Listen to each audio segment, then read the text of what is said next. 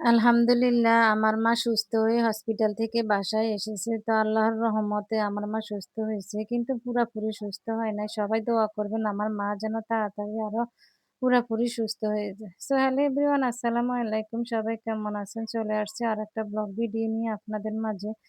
তো এটা হচ্ছে শুক্রবারের ভিডিও। এই যে দেখেন সকালবেলা ভুনা খিচুড়ি করছি। ওইদিন সকালে একটু ঝিরিঝিরি বৃষ্টি হয়েছে। আসলে ভালোই লাগছে। তো ১ম থেকেই আমি ভিডিও করতে পারি নাই। ওই যে আমার মনে থাকে না, দেখা গেছে বিশেষ সিনগুলি আমি ভিডিওই করতে পারি না, আমি ভুলে যাই। তো আমার মতো কে আছেন এরকম ভুলে যান? কমেন্টস করে জানাবেন। তো এদিকে আমরা ১ম এই খেয়েছি আমি, মা, ভাবি আর আমার বাবা। এখন খাচ্ছে বাচ্চারা আর আমি একটু চা নিয়েছি। মানে দফায় ৩-৪ দফায় সকালবেলার ব্রেকফাস্টটা হয়েছে। যেহেতু আজকে বন্ধ সবার মানে একবার একজন উঠে দেরিতেই উঠে। তো এখানে সকালবেলা আমি চা নিলাম। চাটা খেতে আমার কাছে সকালবেলা একটু ভালোই লাগে। আর চা খেতেই হবে। না খেলে তো আমার মাথা ব্যাথা থাকবেই সারাদিন।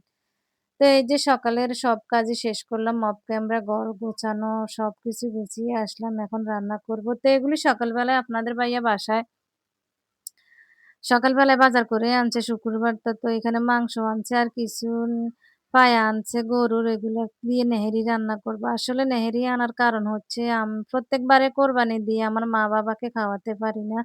উনারা তো মানে বাড়িতেই থাকে। আমি থাকি ঢাকা, ফাটাতেও পারি না, খাওয়াতেও পারি না। তো মা তো এখন খেতেই পারবেন না, উনি অসুস্থ। তো আমি বলছি যে বাবাকে খাওয়াবো। ওই সকালবেলা গেছে যখন আমি পায়া আনতে বলছিলাম।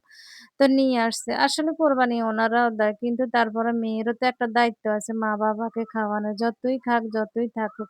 মেয়েরও তো দায়িত্ব আছে, তাই না? বাবা-মাকে যদি নাই খাওয়াতে পারে তাহলে কি করব? আর জীবনে আর কি করার কিছু আছে? নাই।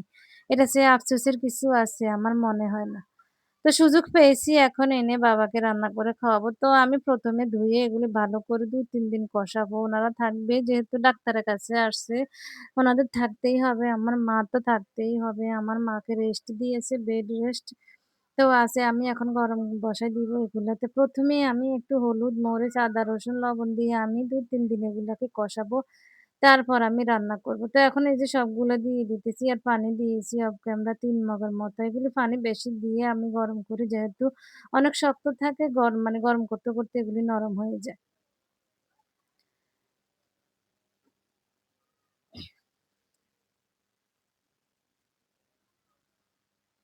তো এই তো বসিয়ে দিলাম নেড়ে-চেড়ে এখন আমি মিক্স করে দিতেছি সবগুলো যেন সমানভাবে লাগে গায়ের মধ্যে ঢাকা দিয়ে এখন চুলাটা আমি ধরিয়ে দিব।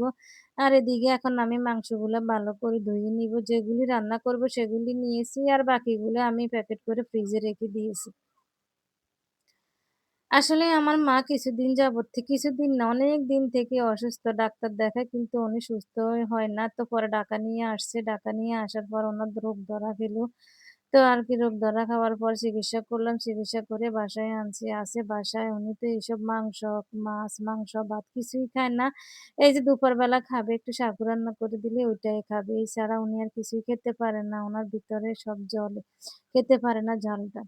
তো এই তো আমি আর মাংসটা বসায় দিয়েছি, কষাতে দিয়েছি আর এখানে কাঁকরোল কেটে নিয়েছি। এগুলি ভাজি করব। রান্না করলে তো কেউ খাবে না। আর আলু কেটে নিয়েছি মাংসর জন্য। তো কাঁকরোল আর আলুটা আমি একসাথে ধুয়ে নিতেছি। আসলে মা-বাবাকে খাওয়ার মতো তৌফিক আল্লাহ দিলেও মানে সেইভাবে খাওয়াতে পারি না। কারণ আমি থাকি ঢাকায়, ওনারা থাকে গ্রামে। ইচ্ছা থাকলেও উপায় নেই যে ফাটাবো। কিংবা কেউ এত যাওয়া আসাও করে না যে মানে ফাটিয়ে দিব। তো আর কি এখন যেহেতু সুযোগ পেয়েছি ডাক্তারের উছিলায় আসছে। আর ওনারাও এত বেশি ঢাকা আসেন না। মানে এখন ডাক্তারের উছিলায় একটু ঘন আসা হইতেছে।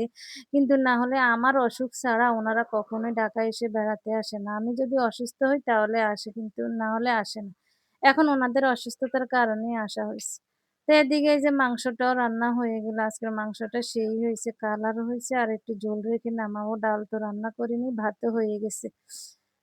আজকের ভাতে একটু বড় পাতিলে রান্না করতে হইছে। আবার এদিকে সকালের খিচুড়িও আছে। তো আমি কাঁকরোল ভাজিটা বসিয়ে দিলাম। এই যে এই পাশে চুলাতে এখনো কাঁকরোল ভাজি তো অনেক আমি ১ম ধাপটায় শুধু দেখাইছি। তো হয়ে গেছে। এখন আমি কাঁকরোলের জন্য পেঁয়াজগুলা ভেজে নিব। পেঁয়াজ দিলে আরেকটু টেস্ট বাড়ে। মানে পেঁয়াজ না দিলেও সারে তারপরেও আমি টেস্টের জন্য পেঁয়াজগুলা করে নিয়েছি। এই যে এখন এগুলো আমি কাঁকরোলের উপরে দিয়ে দিব। এই যে এদিকে তাড়াহুড়া করতেছি শুক্রবার না নামাজের সময় হয়ে গেছে। সবাই গোসল করে নামাজে যাবে। আর নামাজ থেকে আসলেই সাথে, সাথে ভাত দিতে হয়, দেরি করা যায় না। যেহেতু মানুষও বেশি বাসার মধ্যে। তো এই যে সবই রান্না হয়ে গেছে। এখন মায়ের জন্য সাগু রান্না করতেছি। ওই যে বললাম না যে সাগু খাবে মা দুপুরবেলা। দুপুরের রাতেও খায় ওনার জন্য কিছুই খায় না আর। তো এখন সাগুটা আমি বাটিতে ঢেলে নিবো আর একটু ঠান্ডা করে পরে মাকে খেতে দিই।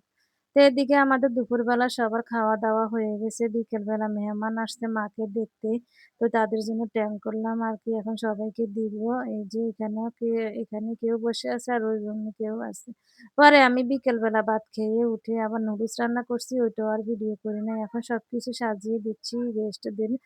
এই যে আপেল কাটলাম, মালটা কাটলাম, চানাচুর দিলাম, বিস্কিট দিলাম, নুডলস পরে আমি চা বানাইছি। ওরা নাস্তা খাচ্ছে এদিকে আমি চা বানিয়ে নিচ্ছি।